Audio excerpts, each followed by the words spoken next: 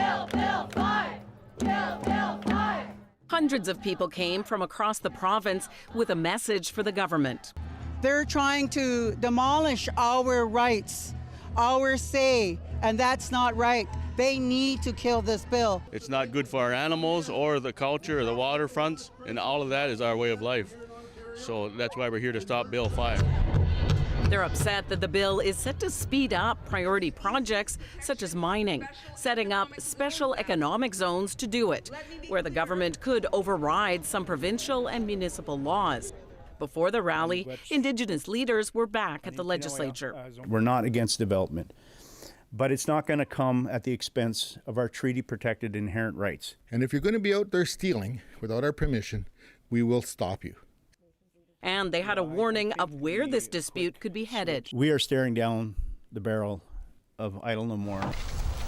It's a movement that included road blockades. I say no to Bill 5. Last week, the government said that they respect First Nations. NDP MPP Saul Mamakwa sent a message in another way. The Premier is telling untruths to First Nations about... We'll ask the member to withdraw. But over and over, he refused and was kicked out. Members not allowed to insinuate someone is lying. Minister of Indigenous... The province has made some amendments to this bill, promising to add not just special economic zones, but also Indigenous special economic zones. We've assured them that they will in no way affect their treaty rights. The minister responsible defends the plan to first pass the bill, then consult with First Nations. I continue to have meaningful conversations with First Nations leaders and First Nations business leaders to see how, once consultation begins, we can advance effectively. Back outside at the rally, the former national chief spoke, suggesting the current national chief, standing beside him, call a meeting of Indigenous leaders, then follow the lead of the Alberta Premier. Bring forward a list of demands that we will place before the governments, provincial and federal government, in the same way that Premier Danielle Smith has done so very effectively. And she forced the Prime Minister to meet her on her terms. This government... The government is reducing the time to debate this bill and some others. It's expected to pass later this week. Lorenda Redicop, CBC News, Toronto. Doug Ford is calling the meeting he and his fellow premiers had with the Prime Minister the best he's ever attended. Prime Minister Mark Carney met the provincial and territorial premiers yesterday in Saskatoon to discuss possible major projects that the federal government could potentially fund or fast track. Our senior reporter Mike Crawley was watching all of this for us. And Mike, what are the most significant things that came out of this First Minister's meeting?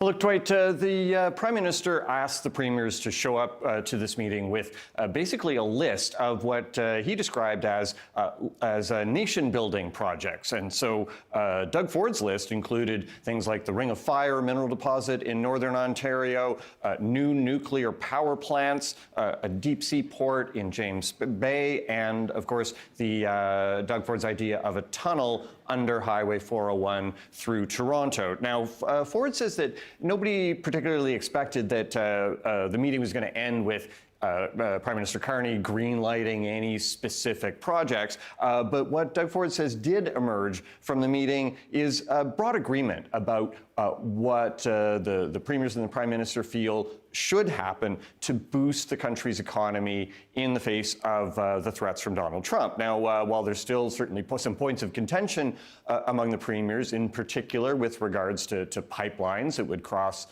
provincial borders, Doug Ford says that all the people around the table, the Prime Minister, the premiers, are what he called willing partners. And he also said that the people of Canada are suggesting that they are willing partners in all of this. Ford says Trump is the reason. And what you'll find, though, kind of interesting here when you take a listen to this clip is Doug Ford is saying some of the things that should be done in the face of Donald Trump are things that Doug Ford has been pushing since he became premier. Take a listen. We have to create the environment and the conditions for companies to come here and invest. If we continue putting red tape and regulations and high taxes, guess what? No one's going to come and invest.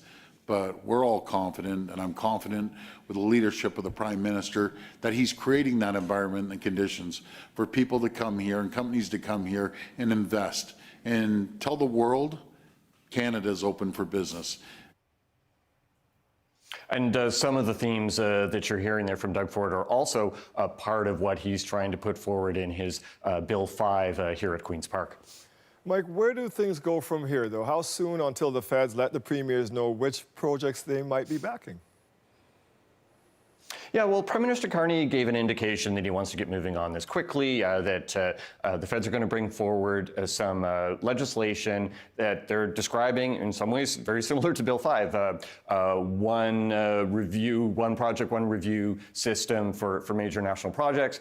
So we could be seeing some action fairly quickly, and they want to get these projects approved within a window of a couple of years. However, there is some opposition from First Nations leaders, and happened to be that here at Queen's Park yesterday, there was a demonstration that was specifically in opposition to Bill 5, but the First Nations leaders who spoke pointed out their lack of an invitation to sit down with the First Ministers in Saskatoon. Take a listen.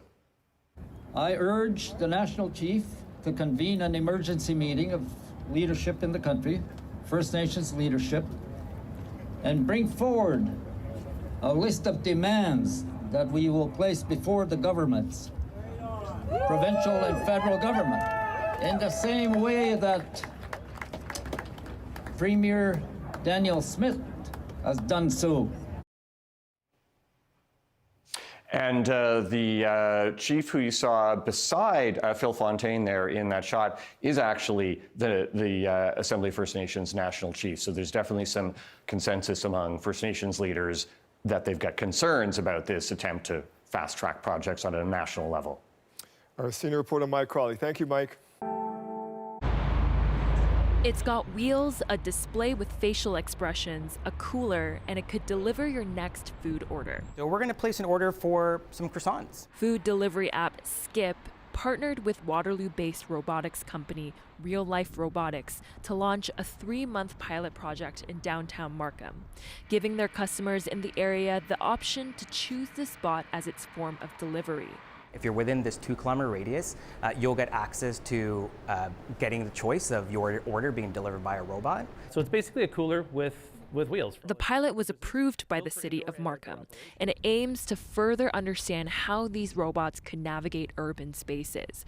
It drives on sidewalks, and it's accompanied by a human guide. When asked if the robots could become a hazard for pedestrians, so the robots are equipped with a suite of sensors that give them a high degree of spatial awareness, so they know where they are in the world and what's around them and obstacles and that sort of thing. They should be able to classify in real time whether this pedestrian is, walking alone or walking with someone. Those sort of things are something that need to be, built into these perception systems. This expert says robots like these are the future, and it's important to be proactive and think about how to regulate this technology. We should be making sure that the lessons learned from one pilot, they are translated into bigger and more sustainable sort of solutions. Both Skip and Real Life Robotics say they've had hundreds of successful orders so far, and it hopes to eventually expand the use of these robots into cities across Canada in the next few years, alongside its human couriers. Michelle Song, CBC News, Toronto. And I never want anyone to have to get the call that I got that night. Few people in Toronto know the impact youth violence can have, as well as Jaden Parks. Her father, Delroy George Parks, was killed 1 year ago in a crime that shocked the city. They located 5 victims suffering from gunshot wounds. A mass shooting in a parking lot after a soccer game. It left Parks and another man dead, with 3 others injured. A 14-year-old has been charged with first-degree murder. The city now focusing on ways to prevent youth violence this summer. To be invited here means that, 1, my father is not being forgotten about, I'm not being forgotten about, and change is on the rise. The mayor announcing Tuesday 3,000 young people will get access to summer recreation and violence prevention programs, like connecting them with a mentor, as part of a $5 million spend. There are other programs, I'll give you one example, where they operate in the hospital. When a young person is shot, they're at the most vulnerable moment, and that is the time when a staff, probably a social worker, will approach that person to say, hey, there are other ways.